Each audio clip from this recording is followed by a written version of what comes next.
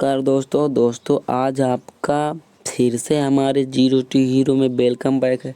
देखिए इस वीडियो में हम जो विज्ञान के तीनों पार्ट को बनाए हैं, ठीक, जिसमें पहले आपको केमिस्ट्री बताया जाएगा जो कि मोस्ट इम्पॉर्टेंट है। दूसरा आपको बताया जाएगा फिजिक्स। पार्ट 2 में पार्ट में पार्ट 1 पार्ट 2 ऐसे बना दिया है। और पार्ट 3 में बताया जाएगा बायोलॉजी। ठीक, तीसरी पार्ट में क्या आपको बताया जाएगा, बायोलॉजी। देखिए बायोलॉजी जो इसमें आपके जो क्वेश्चन है कोई डिसाइड नहीं है कि किसमें पूछे गए, लेकिन जो जितने भी क्वेश्चन है सब मोस्ट इम्पॉर्टेंट है। ठीक, इसीलिए इसे आप बहुत ही ध्यान से पढ़िएगा। चलिए तो आज हम की वीडियो आज बिना समय गवाएं हम चालू करते हैं कि आज का टॉपिक क्या है। हाँ, और एक थोड़ी सी रिक्वेस्ट है, आप हमारे वीडियो को लाइक नहीं करते हैं, लाइक भी कर दीजिए, सब्सक्राइब भी कर दीजिए। और अगर आप हमसे फेसबुक पर मिलना चाहते हैं तो यही जो हमारे आईडी का नाम है, ठीक, जीरो टू हीरो, एकदम सेम टू सेम इसी नाम से बनाया गया है, उस पर भी यही किताब छपी है। देखिए ये जो आपका ये 9वां क्वेश्चन है, जो इसमें हमारा पहला क्वेश्चन है कि जल में घुलनशील भस्म कहलाता है। मतलब इसमें जो जल में घुल जाते हैं भस्म वो क्या कहलाते हैं, तो वो आपको पता है वो क्या कहलाते हैं, क्षार कहलाते हैं। आपको एक बात मैं बताया था, इसमें जब कोई क्षार की परिभाषा एक कक्षा 10 में बहुत ज़्यादा पूछा जाता है कि क्षार किसे कहते हैं, तो मैं आपको बताया था जो क्षार होते हैं इसे इंग्लिश में क्या कहा जाता है, बेस। क्षार को इंग्लिश में क्या कहा जाता है, बेस। देखिए कैरोलस लीनियस के अनुसार वे तत्व या पदार्थ जो जल में घुलकर, ठीक, किसमें घुलकर, जल में घुलकर OH माइनस आयन देते हैं वही क्या कहलाते हैं, क्षार कहलाते हैं। क्षार जो भी है ये आपके कई प्रकार के होते हैं। इसके बाद एक होता है अम्ल। अम्ल को इंग्लिश में कहा जाता है एसिड। समझिए जो अम्ल होता है इसका भी कैरोलस लीनियस के अनुसार जो परिभाषा है, ये जल में घुलकर H+ आयन देते हैं। ठीक, क्षार का pH मान 7 से अधिक होता है। क्षार का pH मान कितने से अधिक रहता है, 7 से हमेशा अधिक रहेगा, 7 से 14 तक किसका pH मान रहेगा, 7 से ही हरदम अधिक रहेगा pH मान। और अम्ल को तो आपको पता ही वो कम होता है। क्षार स्वाद में प्रायः क्या होते हैं, कड़वे होते हैं। ठीक, क्षार होते हैं कड़वे। उसके बाद जो आपका अम्ल होता है वो होता है खट्टा। अम्ल कैसा होता है, खट्टा। और लवण जो होते हैं, लवण कैसे होते हैं, नमकीन प्रकार के।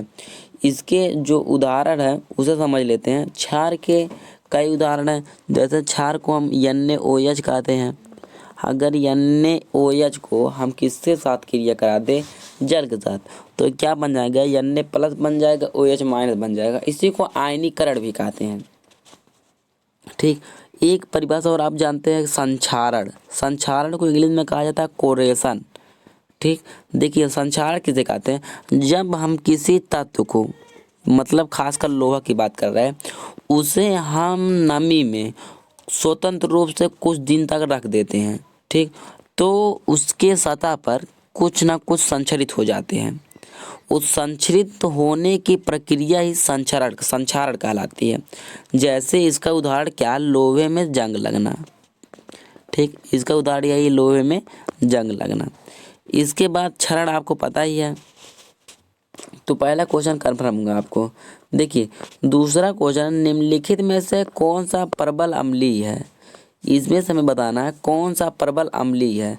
देखिए मतलब प्रबल अम्लीय मतलब वे अम्ल जो जल में, नाम तो दिया प्रबल लेकिन एक काम प्रबल नहीं करते हैं, पूर्णतः जल में क्या होते हैं, विघटित हो जाते हैं या पूर्ण रूप से जल में घुल जाते हैं, वही प्रबल अम्ल कहलाते हैं। ठीक, और जो प्रबल अम्ल होते हैं इनका pH मान जो होता है बहुत कम होता है। अर्थात इनका pH मान हम कह सकते हैं 0 के बराबर होता है। इसमें आपका यही वाला ऑप्शन सही हो जाएगा। देखिए अगर ये क्वेश्चन आपको ना आता हो तब मैं बताऊंगा इससे आप कैसे आप लगा सकते हैं। आपको पता है 14 नहीं होगा, 14 का है कि क्षार का होता है, आपको अभी बताया 7 से ऊपर होते हैं। अब आपको 3 भाग में बच रहे हैं आप, एक बच रहा है 7, 7 हो गया उदासीन, उदासीन का यहीं पर काम खत्म। और उदासीन कौन होता है? उदासीन आसुत जल होता है, और जितना भी लवण होते हैं सब क्या होते हैं? उदासीन होते हैं।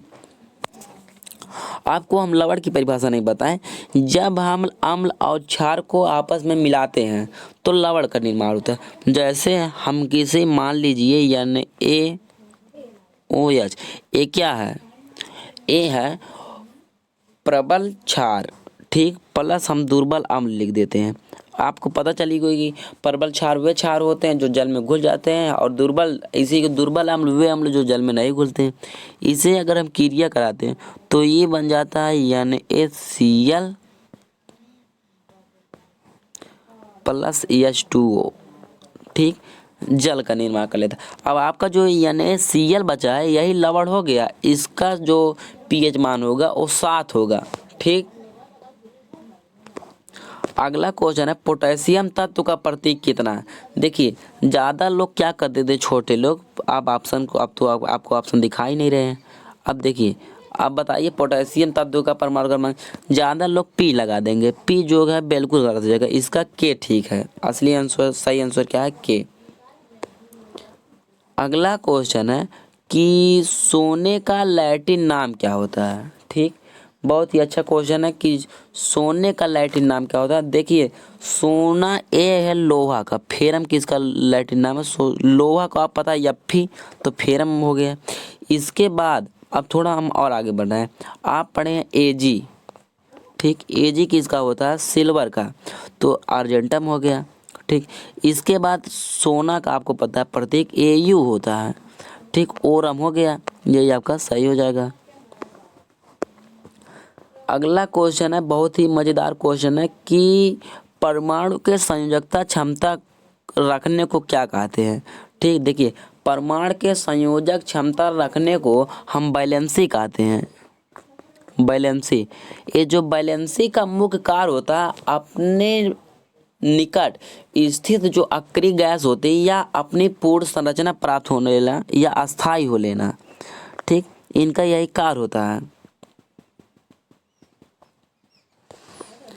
अगला क्वेश्चन है कि किसी भी परमाणु में इलेक्ट्रॉन को प्रथम कक्षक में को क्या कहते हैं? देखिए किसी भी परमाणु के इलेक्ट्रॉन के प्रथम कक्षक को हम के कहते हैं, दूसरे कक्षक को यल, तीसरे के यम, चौथे के यन। तो इसमें आपको कौन सा हो जाएगा? के वाला सही हो जाएगा, ठीक। अगला क्वेश्चन है परमाणु इलेक्ट्रॉन त्यागने पर क्या हो जाता है? देखिए ये भी बहुत अच्छा क्वेश्चन है। जब कोई परमाणु इलेक्ट्रॉन त्यागेगा, ठीक, तो वह निगेटिव चार्ज हो जाएगा, जिसे हम कहते हैं, नहीं, जब वह इलेक्ट्रॉन का त्याग करेगा तो वह पॉजिटिव हो जाएगा, ठीक। इसीलिए हम क्या कहेंगे? धन आवेशित। आपको पता है जब इलेक्ट्रॉन की कमी होती है तो उसे हम क्या कहते हैं? जब इलेक्ट्रॉन की कमी होगी तो धन आवेश होगा, और जब इलेक्ट्रॉन की अधिकता रहेगी तो वहाँ पर ऋण आवेश हो जाएगा। पदार्थ की प्रमुख अवस्थाएं कौन सी है? देखिए पदार्थ की जो प्रमुख अवस्था है ठोस, द्रव, तरल, उपयुक्त, सभी। इसमें से आपका जो सही आंसर हो जाएगा उपयुक्त में सभी सही हो जाएगा। आपको एक हम ट्रिक बता दे रहे हैं, अगर आप बोर्ड में बैठे हैं या किसी भी कॉम्पिटिटिव एग्जाम दे रहे हैं, उसमें अगर माइनस मार्किंग नहीं है और ऐसे क्वेश्चन दे देते हैं जिसमें क्वेश्चन में दिया है उपयुक्त सभी, आप ज़्यादातर 90% गारंटी हम आपको दे रहे हैं, 90% कि वो आपका उपयुक्त सभी सही हो जाता है। अब देखिए अगला क्वेश्चन क्या है, ये अपघटन क्रिया को क्या कहते हैं? देखिए अपघटन क्रिया जो होती है इसमें क्या होता है, जो पदार्थ के छोटे छोटे कण होते हैं वो आपस में मिलकर एक क्या पदार्थ का निर्माण कर लेते हैं। तो इसे में हम क्या कहेंगे कि पदार्थ का सरल अणु में टूटना एक गलत हो जाएगा, पदार्थ के जटिल अणु में बनना, इसमें आपका पहला वाला सही हो जाएगा। पदार्थ का सरल अणु में टूटना, देखिए ये भी गलती हो गया, इसमें क्या हो जाएगा? पदार्थ का सरल अणु में टूटना, ये भी आपका गलत हो जाएगा। आपका कौन सा हो जाएगा? दूसरा सही हो जाएगा। अगला क्वेश्चन, ऊष्मा उत्पन्न होती है। देखिए जब ऊष्मा उत्पन्न होती है तो उसे हम क्या कहते हैं? ऊष्माक्षेपी अपक्रिया, और जब ऊष्मा का शोषण होता है तो उसे हम ऊष्मा शोषी अपक्रिया कहते हैं। ऐसी अपक्रिया जिसमें ऊष्मा उत्पन्न होती है उसे हम ऊष्माक्षेपी अपक्रिया कहते हैं, और ऐसी अपक्रिया जिसमें ऊष्मा का क्या होता है, शोषण होता है, उसे सुखा लिया जाता है तो उसे हम ऊष्मा शोषी अपक्रिया कहते हैं। तब बताइए आपका इसमें से कौन सा सही हो जाएगा? पहला वाला सही हो जाएगा। अगला क्वेश्चन है धातुओं के प्रमुख गुण होते हैं। अब आपको थोड़ा सा इसमें भी डिटेल बता, आपको बताया था जो ट्रिक बताया तो वही ट्रिक काम कर दिए, उपयोग सभी लगा दे रहे हैं। देखिए धातुओं के प्रमुख गुण होते तन्यता। अगर हम किसी लोहा की पतला सा ऐसे गोला सा है उसे हम पीट देंगे तो ऐसे चपटा सा हो जाएगा, ठीक। मतलब तनने के गुण को ये क्या कहते हैं? तन्यता कहते हैं। दूसरा आघात वर्धनीयता। आघात वर्धनीयता मतलब होता है पीटना। अगर हम उसे सही से पीट देंगे तो क्या हो जाएगा? फैल जाएगा, उसमें आघात वर्धनीयता होती है। तीसरा, अगर हम लोहे को हीट करें तो वो गर्म हो जाता है, ठीक। इसीलिए इसे हम ताप के चालक कहते हैं, अर्थात इसमें सभी गुण मैच कर रहे हैं। हम कहते हैं अगर ये अधातुओं की बात करते हैं, अधातुओं का प्रमुख गुण उसमें तन्यता नहीं पाया जाता, आघात वर्धनीयता नहीं, ताप चालकता नहीं, और धातु जो होते हैं अधातुओं की अपेक्षा अधिक चमकीले होते हैं। तांबे के प्रमुख अयस्कों को कहते हैं। देखिए इसमें दिया तांबे के प्रमुख अयस्क को, तांबे के प्रमुख अयस्क को हम मेलाकाइट कहते हैं, ठीक। क्या कहते हैं? Malachite green. अगर मेलाकाइट कर देंगे तो गलत हो जाएगा, मेलाकाइट ग्रीन। अगला क्वेश्चन है कि लिमोनाइट किस धातु के अयस्क से मिलकर बना होता है?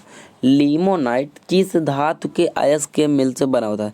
देखिए जो लिमोनाइट होता है वो यफी से मिलकर बना होता है, यफी मतलब लोहा से। अगला क्वेश्चन है ढलवा लोहे की विशेषता क्या होती है? मतलब जो लोहे ढाल दिए जाते हैं उनकी हमसे क्या पूछा गया? विशेषता। तो उपयुक्त सभी कठोरता भी होती है, भंगुरता भी होती है, शीघ्र गलने वाले पदार्थ होते हैं। स्टील में विशेषता प्रदान करने के लिए उनमें कौन सी धातु मिलाई जाती है? देखिए आपको पता है जो स्टील होता है उसे अगर हम क्या करें, अगर प्योर स्टील है वो कठोर नहीं रहता है, इसीलिए उसे हम प्योर बनाने के लिए कुछ धातुओं का प्रयोग करते हैं। जैसे स्टील में हम अगर निकिल का प्रयोग कर दें तब भी ठीक है, टंगस्टन का प्रयोग कर दें तब भी ठीक है, और मैग्नीज का प्रयोग कर दें तब भी ठीक है, और सबका प्रयोग होता है। इसमें से आपका उपयोग सभी फिर सही हो जाएगा। अगला क्वेश्चन है कि पीटवा लोहे का उपयोग किस में किया जाता है? पीटवा लोहे, देखिए जो पीटवा लोहे होते हैं उनका उपयोग हम क्या करते हैं? तार बनाने में भी करते हैं, किले बनाने में भी करते हैं, अर्थात उपयुक्त सभी आपको बताया। देखिए वह ट्रिक सब में कार्य करेगा। हवाई जहाज की बॉडी बनाने के लिए किस मिश्र धातु का प्रयोग किया जाता है? हवाई जहाज जो होता है उसकी हम बॉडी को बनाने के लिए किस मिश्र धातु का प्रयोग करते हैं? तो एक होता है आपका ड्यूरालीमिन,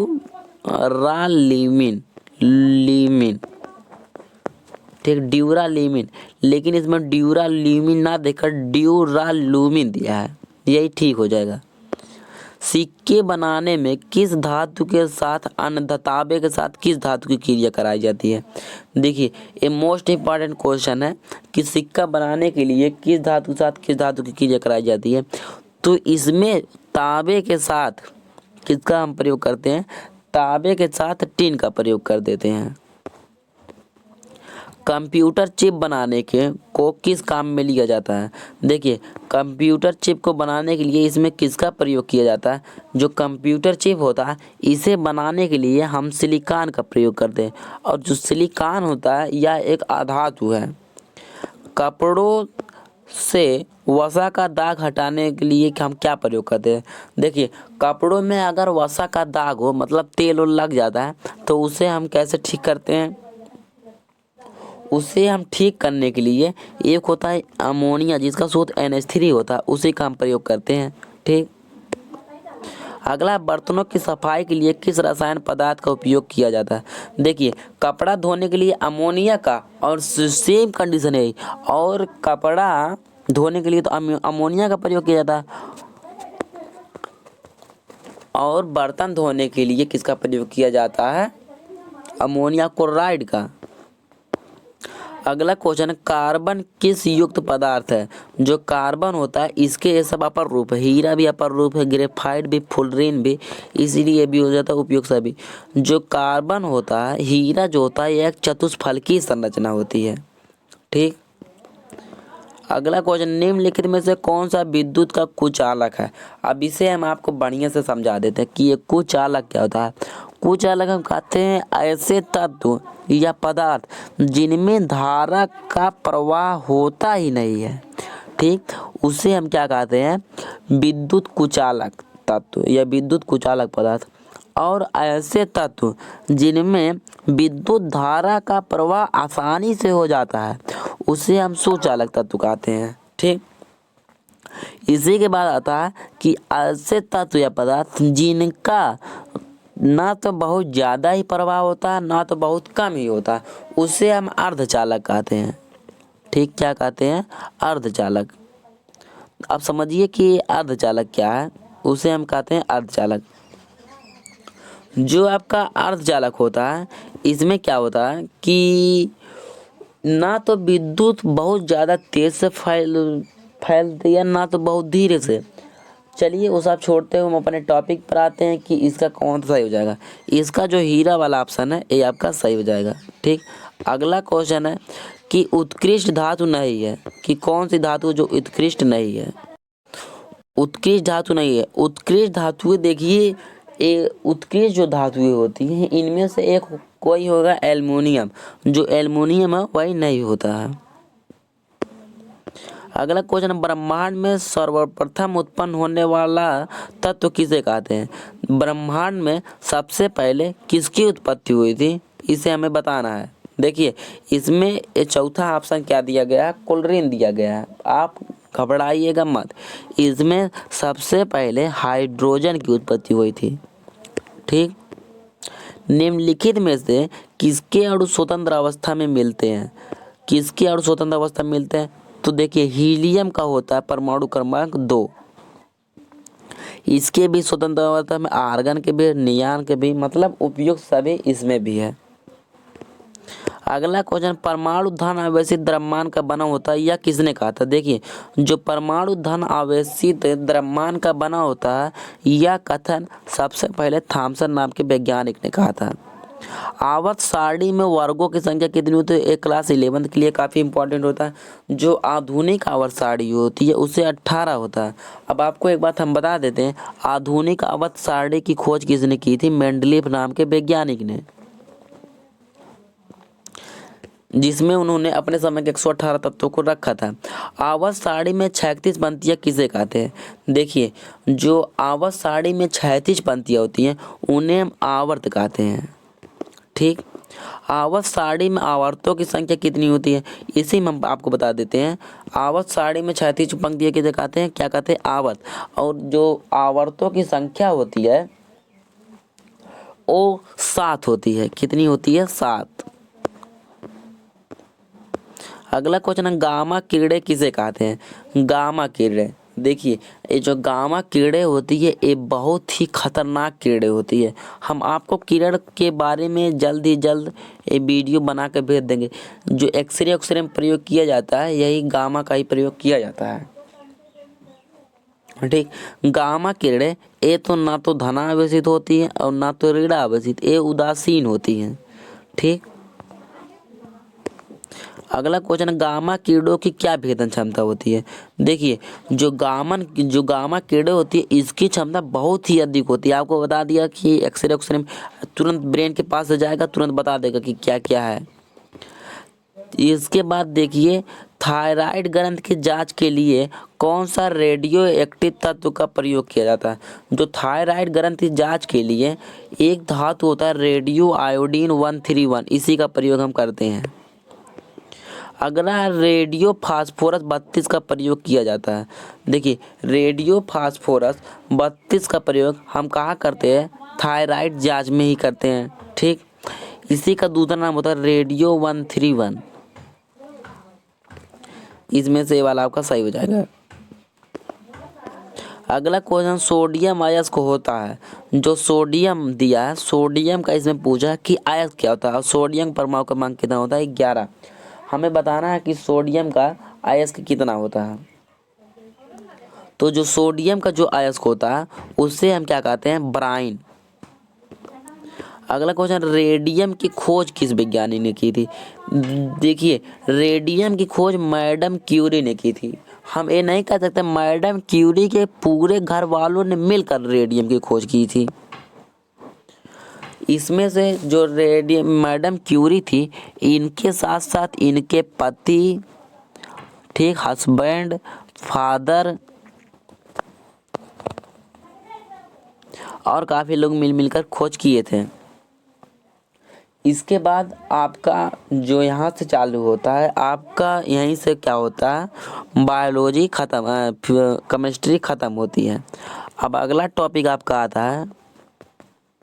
आप टेंशन मत लीजिए, इसके बाद भी हम काफ़ी वीडियो बनाएंगे। केमिस्ट्री के बाद आपको बताया था फिजिक्स चलेगा। देखिए फिजिक्स में क्या है उसे हम समझते हैं। यही देखिए फिजिक्स का आपका थंबनेल था। अब हम चलते हैं डायरेक्ट क्वेश्चन की तरफ। इसमें क्या दिया है पहले हम थोड़ा सा इसे पढ़ लेते हैं। Most important question physics GK question and answer Hindi में दिया है, जिसे हम एमसीक्यू कहेंगे। ठीक, इसमें से जो हमारे क्वेश्चन है, पहला क्वेश्चन देखिए, चुंबकीय प्रवाह की एसआई यूनिट क्या होती है। चुंबकीय प्रवाह मतलब, अब हम चुंबक समझते हैं कि ये चुंबक क्या होता है। चुंबक जो होता है, चुंबक ऐसे तत्व या पदार्थ हो जो होते हैं जो लोहे के साथ साथ कई वस्तु को अपनी ओर क्या करते हैं, आकर्षित करते हैं। चुंबक जो होते हैं मुख्यतः दो प्रकार के होते हैं। एक होता है प्राकृतिक चुंबक और एक होता है कृत्रिम चुंबक। ठीक, प्राकृतिक चुंबक का दैनिक जीवन में बहुत ज़्यादा उपयोग नहीं है, लेकिन कृत्रिम चुंबक का बहुत उपयोग है। चुंबक की खोज सर्वप्रथम अर्नेस्ट नाम के वैज्ञानिक ने की थी। चुंबकीय प्रवाह की पूछा है एसआई यूनिट क्या होती है। देखिए, चुंबकीय प्रवाह की एसआई यूनिट वेबर होती है। ठीक,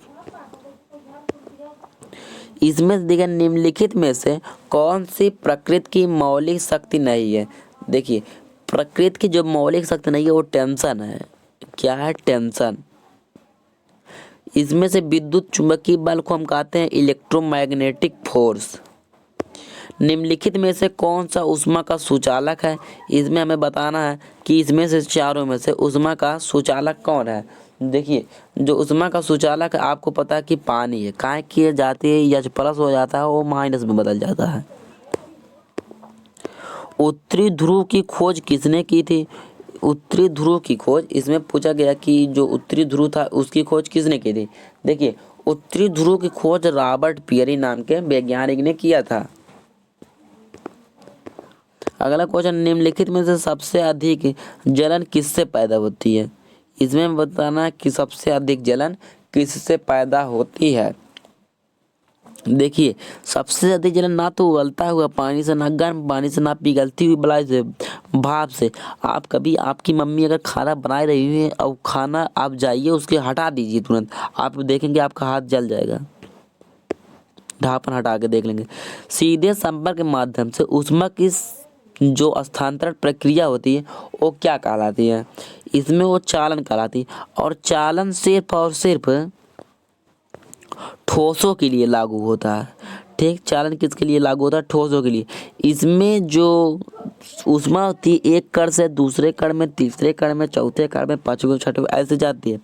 इसके बाद आपका आता है संवहन। संवहन में जो होता है द्रव और गैस के लिए लागू हो जाता है, खासकर द्रव माना जाता है। विकिरण होता है, विकिरण में हम कहते हैं अगर माध्यम हो तब भी वाह, ना हो तब भी वाह, ये सब में चला जाता है।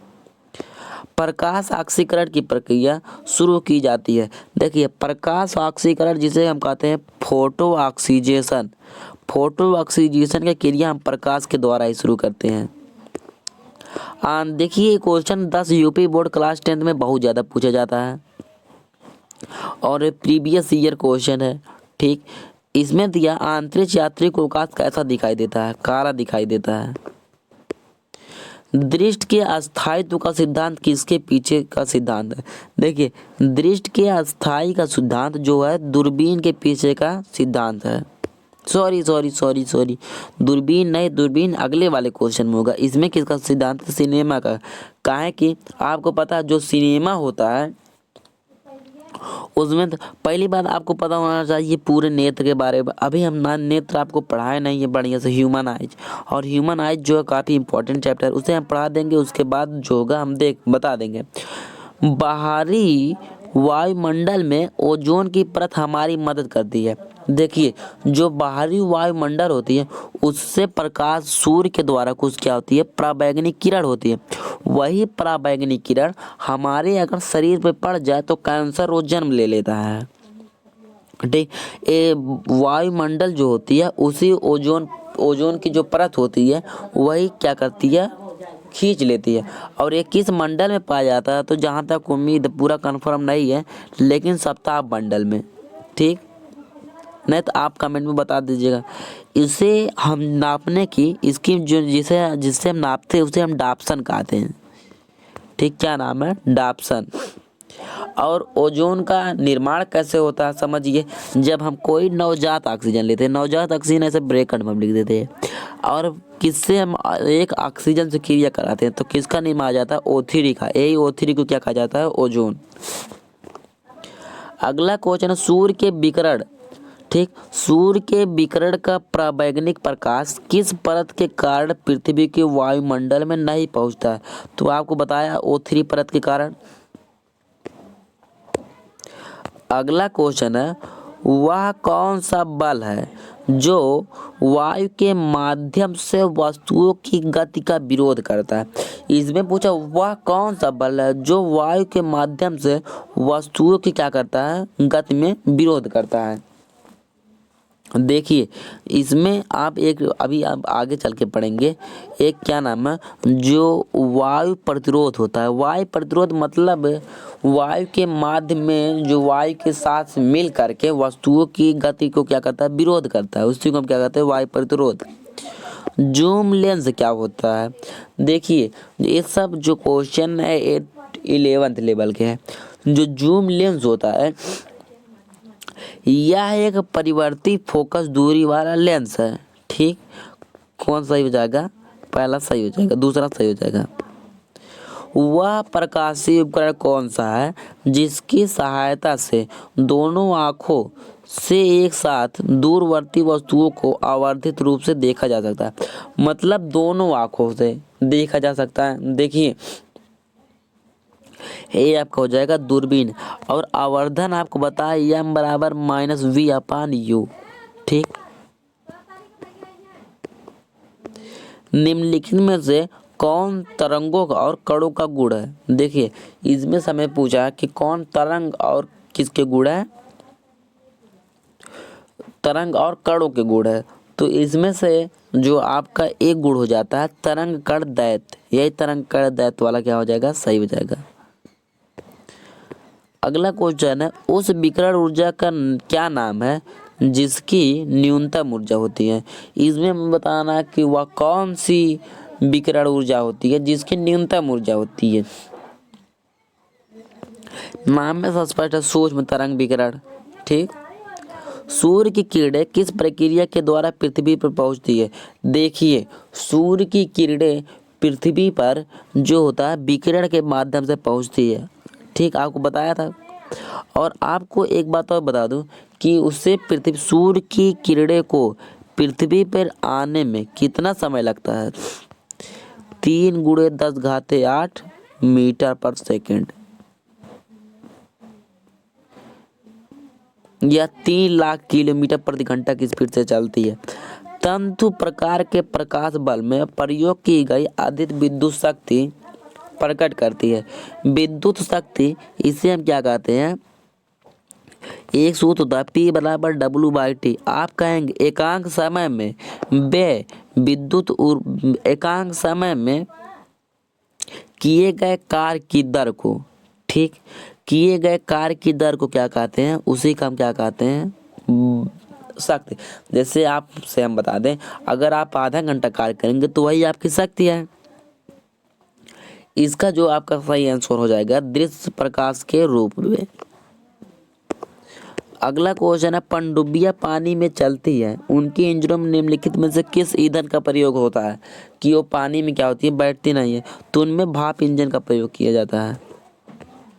अगला क्वेश्चन, वायु की सापेक्ष आर्द्रता का माप एवं रिकॉर्ड करने वाला यंत्र। देखिए इसे हम सबसे आर्द्र को कहते हैं हम हाइग्रो, ठीक, हाइग्रो, और इसे मापने वाले यंत्र को हाइग्रोमीटर। बस इसमें आपका हाइग्रोमीटर सही हो जाएगा।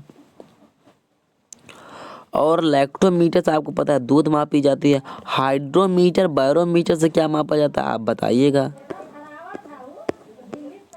किस बांध की दीवार पर अधिक चौड़ी होती है? किस बांध की दीवार नींव पर अधिक चौड़ी होती है? देखिए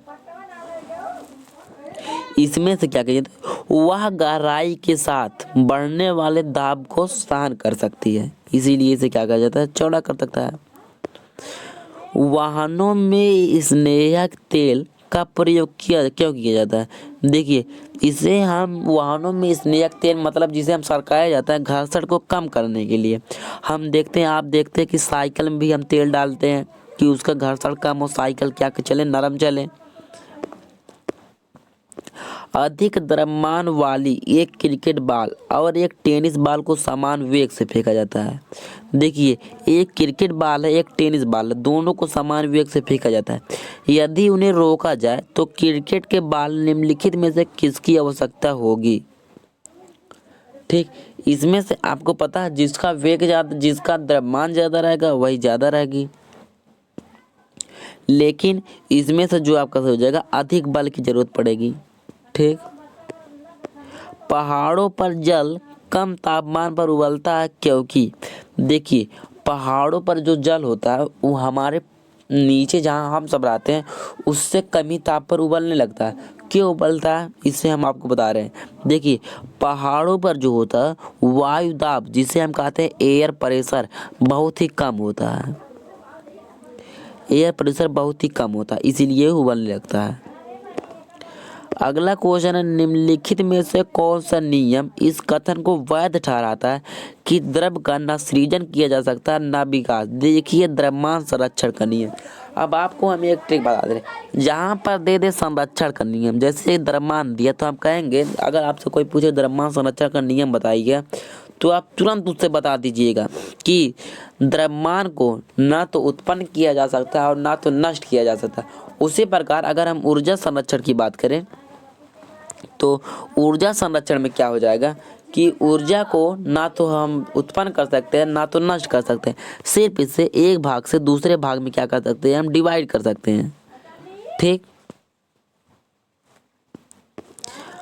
अगला क्वेश्चन है, जो ठोस उच्च ताप पर विद्युत का वहन करते हैं परंतु न्यून ताप पर नहीं, उन्हें क्या कहते हैं? कुछ ऐसे भी ठोस होते हैं जो उच्च ताप पर विद्युत का क्या करते हैं, वहन, लेकिन न्यूनतम ताप पर नहीं करते हैं।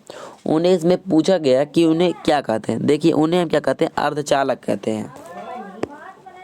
सिलिकॉन क्या है? सिलिकॉन क्या है? देखिए सिलिकॉन आपको बताया था कि एक प्रकार का अधातु है जो विद्युत का क्या होता है, अर्धचालक होता है।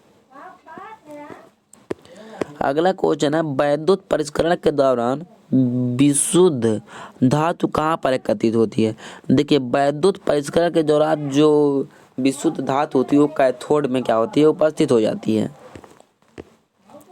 निम्नलिखित में से कौन सा सर्वोत्तम विद्युत का चालक है? विद्युत का चालक चांदी होता है, याद कर लीजिएगा, मोस्ट इम्पोर्टेंट है। एक फ्यूज तार में मुख्य रूप से क्या होना चाहिए? देखिए जो फ्यूज तार होता है उसमें मुख्य रूप से पहली बात उसका जो गलन हो वो बहुत ज़्यादा हो, ठीक, और उस पे जो प्रतिरोध हो वो भी बहुत ज़्यादा होना चाहिए। इसमें से हमारा कौन सा सही हो जाएगा? अल्प गलनांक तथा उच्च प्रतिरोध, मतलब गलन कम हो और प्रतिरोध ज़्यादा हो। और प्रतिरोध आपको बताया भी था, प्रतिरोध की धारा के मार्ग में विरोध उत्पन्न करने वालों को ही हम क्या कहते हैं, प्रतिरोध कहते हैं। प्रतिरोध को हम आर से प्रदर्शित करते हैं। ठीक, किससे प्रदर्शित करते हैं? आर से प्रदर्शित करते हैं। और इसे जब हम जोड़ते हैं, अगर हम बात करें इसे श्रेणी क्रम में जोड़ने की, तब ये होता है आर बराबर R1 plus R2 plus R3 या dot dot dot dot RN। लेकिन अगर हम बात करते हैं तो समांतर क्रम जोड़ने के लिए तो 1/R बराबर होता है 1/R1 plus 1/R2 plus dot dot dot 1/RN। RN मतलब इनफाइनाइट के लिए, अनंत के लिए। अब देखिए जो भारतीय अर्थव्यवस्था पर आधारित रहते हैं वो कुछ इस प्रकार के क्वेश्चन रहते हैं। गैल्वेनोमीटर के द्वारा पता लगाया जाता है। देखिए अगर यहीं पर दिया होता कि मीटर के द्वारा क्या पता लगाया जाता है आप तुरंत बता देते। वैसे ही आप बता दीजिएगा कि धारा का पता लगाया जाता है। आप सबको बेवकूफ़ बना सकते हैं पर हमें नहीं। अगर कुछ ट्रांसफार्मर के कोड निम्नलिखित में जो सर्वोत्तम द्रव्य होता है वो क्या होता है? वो नर्म लोहा होता है। ठीक, क्या होता है? नर्म लोहा।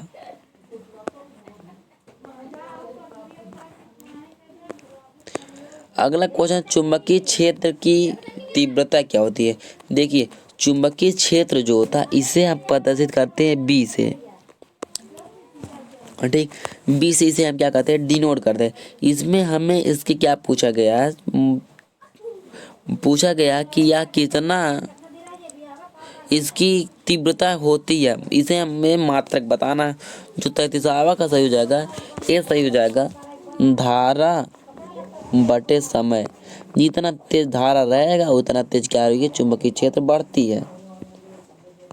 एम्पियर प्रति मीटर सही हो जाएगा। देखिए जो मीटर मात्रक होता है दूरी का, वोल्ट मोस्ट इम्पोर्टेंट, बहुत ही ज़्यादा इम्पोर्टेंट, आप याद कर लीजिएगा। वोल्ट किसका किसका मात्रक होता है? विभव का। उसके बाद विभवांतर का, उसके बाद विभव, विभवांतर और EMF जिसे हम इलेक्ट्रोमैग्नेटिक फोर्स कहते हैं उसका भी मात्रक विद्युत होता है। टेप रिकॉर्डर को निम्नलिखित में से किसके समीप नहीं लेकर जा सकता? देखिए जो टेप रिकॉर्डर होता है उसे हम रेडियो के समीप नहीं लेके जाते हैं।